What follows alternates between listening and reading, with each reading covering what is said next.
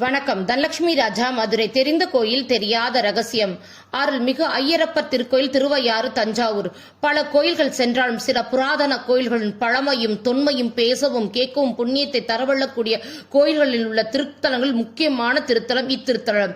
இறைவனார் ஐயரப்பர் எனவும் பஞ்ச நதீஸ்வரராகவும் இறைவி அறம் வளர்த்த நாகி எனவும் தர்ம சம்பர்த்தினி என்ற திருநாமத்தில் பஞ்ச தீர்த்தங்களை கொண்ட திருத்தலம் என்பதால் திருவையாறு என்ற பெயரும் காசிக்கு நிகரான புண்ணிய தலம். நந்தி தேவர் பூஜித்த தலம். சைவ குரவர்களில் ஒருவரான அப்பர் பெருமானுக்கு திருக்கைலாய காட்சியளித்த தலம். ஆட்கொண்டநாதராக தோன்றி யமபயம் நீக்கிய தலம். சப்தத்தான தலங்களில் முதன்மையான தலம். சப்த ரிஷிகள் வழிபட்ட தலம். 3000 ஆண்டுகள் பழமையான திருத்தலம். கோயிலுக்குள் 3 கோயில்கள் என்ற சிறப்பினை கொண்ட தலம். இறைவனார் தாமே தம்மை பூஜித்த ஆத்ம பூஜை நடைபெறும் தலம்.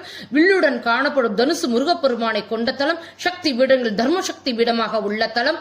சங்கு சக்கரத்துடன் மகாவிஷ்ணு ரூபத்தில் காணப்படும் அம்பாளை கொண்ட தலம். பிருத்திவி லிங்கமான திருமேனியில் ஜடாமுடியின் காணப்படும் தலம். தட்சிணாமூர்த்தி சிவஹரி யோக குருவாக காட்சியளிக்கும் தலம். மொழிகள் விவரிக்க முடியாத இத்திருத்தலத்தின் சப்தங்களை கேட்கும் இறைவனாக ஐயரப்பர் விளங்குகிறார்.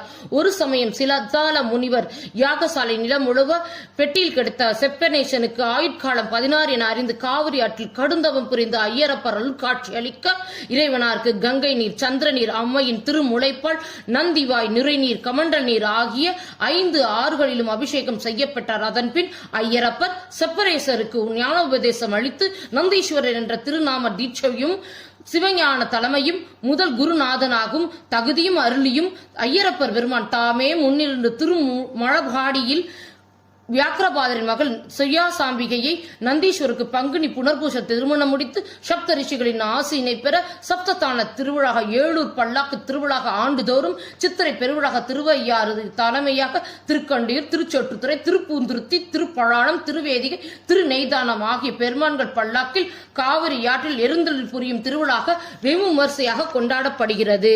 சைவ சைவர்கள் தலைமையாக விளங்குபவர் அப்பர் பெருமான். திருக்கையிலில் மாலை யாத்திரை செல்ல மானசரோவர் ஏரிக்கு அருகே முனிவர்கள் தோன்றிய சிவபெருமான் அப்பரிடம் மானசரோவர் ஏழில் மூழ்கி எழுந்தால் கைலையை தரிசிக்கலாம் என்று கூற அவ்வாறே மானசரோவர் மூழ்கிய அப்பர் பெருமான் திருவையாறு கோயில் குளத்தில் இருந்தெழுதார் என்பவும் தென் கைலை சன்னதியில் சிவபார்வதி ரிஷ ரூபத்தில் கைலை மலையுடன் காட்சி அளித்தார் எனவும் ஆண்டுதோறும் ஆடி அமாவாசையில் திருக்கைலாய காட்சி அப்பர் பெருமானுக்கு அளித்த நிகழ்வு கொண்டாடப்படுகிறது.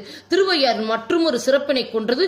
தியாகராஜ சுவாமிகள் இங்கு வாழ்ந்து மறைந்த கர்நாடக இசை மும்மூர்த்திகளின் ஒருவர் தியாகராஜ சுவாமிகள் நினைவு நாளான புஷ்ய பகுல பஞ்சமி நாளில் இசை விழாக தியாகராஜ கீர்த்தனை ஆராதனையாக பாரம்பரியமாக கொண்டாடப்படுகிறது.